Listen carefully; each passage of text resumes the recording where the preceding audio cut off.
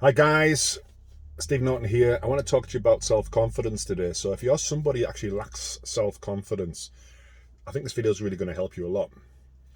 One of the things I do find with people with lack of self-confidence is that they actually believe that they just don't have it. They just believe that they're just people who are just unluckily, they just don't have the self-confidence of other people. So when they see other people who are confident, they look at those people and think, yeah, they've got some sort of gift. They've got some sort of thing that I haven't got. I know this because that's how I used to think myself. I used to believe that self-confidence was just something that other people, lucky people had, and people like me didn't have it. I've come to understand over the years what actually creates the mechanics of self-confidence. And what it all boils down to is something incredibly simple. It's all about practice.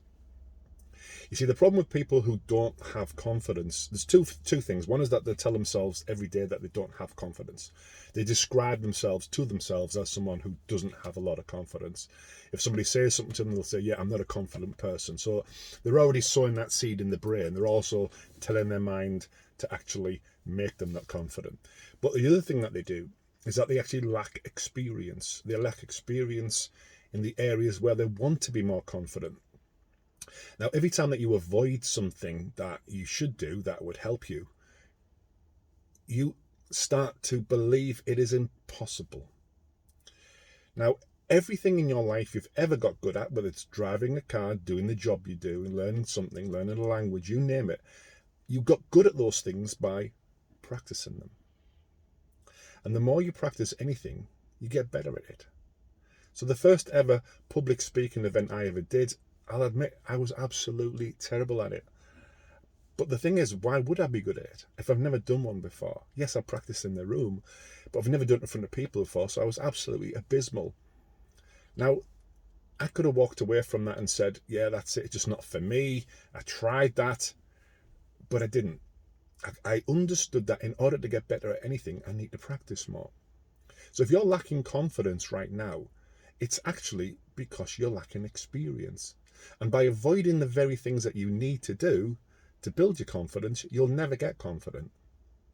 So you've got to look at the things and say, okay, what aren't I very good at? And do I need more experience? Do I need to practice these things better? Because when you look at your life and how you've developed as a person, everything you're ever good at now, it came through practicing and repeating it until it became habitual. Confidence works exactly the same thing. Avoiding the very things, you'll never ever become confident in that thing. So, if there's anything in your life now that you want to be more confident about, you need to practice it. But here's the problem. A lot of people say, well, I've tried that. I give it a go a few times. That I just wasn't very good. It just isn't for me. The key to confidence is actually not giving up. And it is in the world of self-reflection. So when you do something and you don't do a great job at it, instead of tearing yourself apart and saying, well, that's it, I'm just crap at that, sit back and reflect and ask yourself the question, how can I be better next time? What do I need to do next time to be better than this time? And that way you're extracting some benefit, you're extracting some knowledge from it that's going to make you feel more confident. Now, if you just go home and say, oh, that's it, I tried it and I'm no good, well, that's not the most maturest way of looking at it. The maturest way is looking at everything as a lesson. What can I learn from that? Just because you try things a few times and it doesn't work out doesn't mean that's not for you. It just means that you still haven't built up the level of experience yet. So that becomes more comfortable. So the key really I wanted to take away today is practice, practice, practice.